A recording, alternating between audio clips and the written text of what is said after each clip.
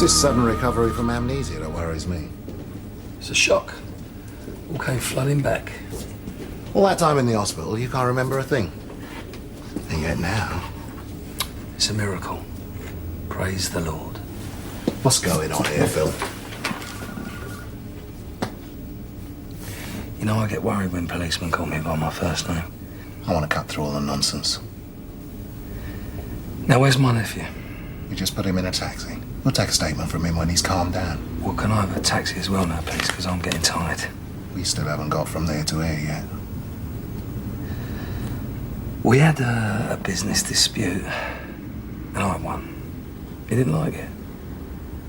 The geezer's a low-grade mug who thinks he's joined a firm, which gives him the bottle to have a pop at me. Only he hasn't really joined a firm. And everybody knows that. Leaving the way clear for you to take care of it. Is that what you're saying? Now you're putting words into my mouth. What?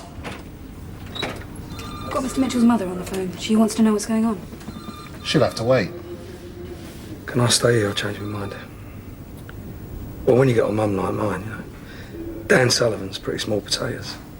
And Mr. Beale's solicitor wants to know how long we'll be holding him. Ian Beale, what's he doing here? Never arrested him, what for? Well, I don't know whether to laugh or cry.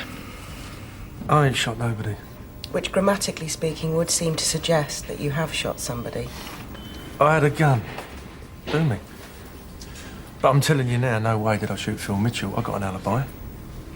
And you know that. Richie Stringer. Yeah. I was with him that night. That upstanding, law-abiding member of the community. Oh, come on, we've been all through this, haven't we? And we'll go through it again. You don't like Mr. Mitchell very much, do you? No. And I'm not on my own there, am I? You had a business dispute. He ripped me off. Well, I can't argue with that. That's what we call a motive. Where did you get the gun? I asked you a question, Mr. Sullivan. We've sent the gun for a ballistics test. You do understand that, don't you? Look, listen to me. You're wasting your time. I would love it if it had been Ian Beale. I can't tell you how much pleasure that would give me. But it's a joke. A little dolt wouldn't know one end of a gun from another. So let him go. You seem very determined to put Dan Sullivan in the frame. Well, if he'd have shot you, so would you. Now read me back my statement, let me sign it, and then we can all go home, can't we? Richie, it's Phil Mitchell. Yeah, not too bad yourself. Yeah, everything's fine this end. Everything's fine your end. Just checking. Listen, remind me to buy you a drink sometime. Tell me about this alibi again, Mr. Sullivan. Look, I've been all through this, haven't I? I was with Richie Stringer that night. How many more times? My colleague went to speak to Mr. Stringer again first thing this morning, didn't you, D.S. Burton? According to him, he's been confused all along. Apparently he wasn't with you at all that evening, but with a lady friend. He don't remember seeing you all that day. And the lady friend says exactly the same thing. Care to comment on that? It's beginning to look a little bit bleak for you, Mr. Sullivan, isn't it? Well, hold up a minute here.